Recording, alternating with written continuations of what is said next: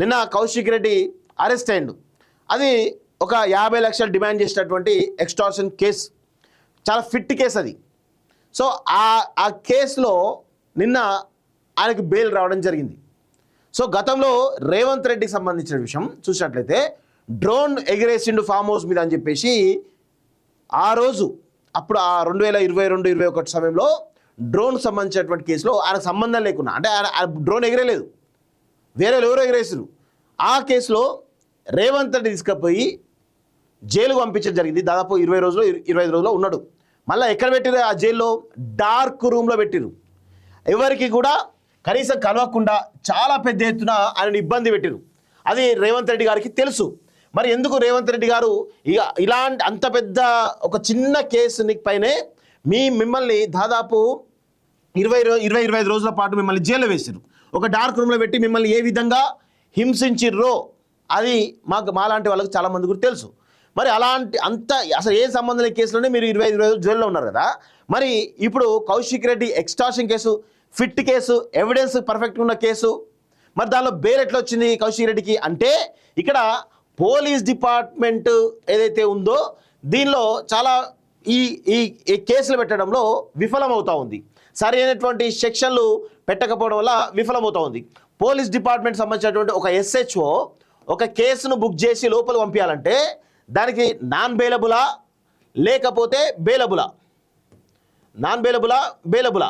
So ఇట్లా ఏదైనా సెక్షన్లు పెట్టి ఒక ఫస్ట్ FIR బుక్ చేసి పంపించడానికి ఆస్కారం అయితే ఉంటుంది. సో మరి ఇలాంటి పరిస్థితుల్లో పోలీసులు ఇంత మంచి ఫిట్ కేసును కౌశిక్ రెడ్డి విషయంలో ఎందుకు నీరుగార్చినట్టు? లీగల్ సిస్టమ్ స్ట్రాంగ్ ఉందా లేకపోతే వీళ్ళు వీక్ ఉన్నారా అంటే రెండు ఉన్నాయి. పోలీస్ డిపార్ట్మెంటు బీఆర్ఎస్ పైన చర్యలు తీసుకునేందుకు కొంత వెనకడుగు వేస్తుందా అనేటు అనుమానాలు కలుగుతూ ఉన్నాయి. ఇంకొక వైపు అటు బీఆర్ఎస్ సంబంధించిన లీగల్ సిస్టమ్ కూడా చాలా స్ట్రాంగ్గా ఉన్నట్టు తెలుస్తూ ఉంది.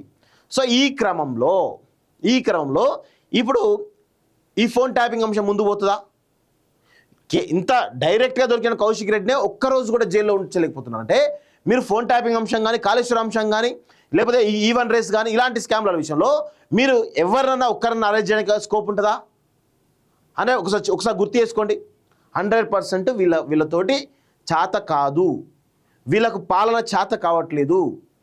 వీళ్ళకు కనీసం వీళ్ళని ఏ విధంగా వాళ్ళు చేసినట్టు గత 10 ఏళ్ల కాలంలో చేసినటువంటి అవినీతి, తప్పులు, అక్రమాలు, అరాచకాలు ఏవైతే ఉన్నాయో వాటిల్లో కనీసమైనటువంటి చర్యలు తీసుకోవడం కూడా వీళ్లకు కనీసమైనటువంటి అది రావట్లేదు. ఆ పాలనలో మరి వీళ్లకు బ్యూరోక్రాట్ సహకరిస్తలేరా, లేకపోతే పోలీస్ డిపార్ట్మెంట్ సహకరిస్తలేదా, లేకపోతే ఇంకా ఇతరత్ర న్యాయ వ్యవస్థ సహకరిస్తలేదా, మరి ఏవైతే అవి కూడా ఉండడానికి కూడా ఆస్కారం ఉంది. సో అందుకే మరి వీళ్ళకు పాలన అనేది చేత కావట్లేదని చాలా స్పష్టంగా మనకైతే అర్థమవుతుంది. చూద్దాం మరి ఎంతవరకు పోతుందో ఏందో చూడాల్సిన అవసరం అయితే ఉంది. విదేశాల్లో ఉన్నత విద్యను చదువుకోవాలని అనుకుంటున్నారా? అయితే వెంటనే ఫ్లైగ్రాడ్ ఓవర్సీస్ ఎడ్యుకేషన్ కన్సల్టెన్సీని సంప్రదించండి.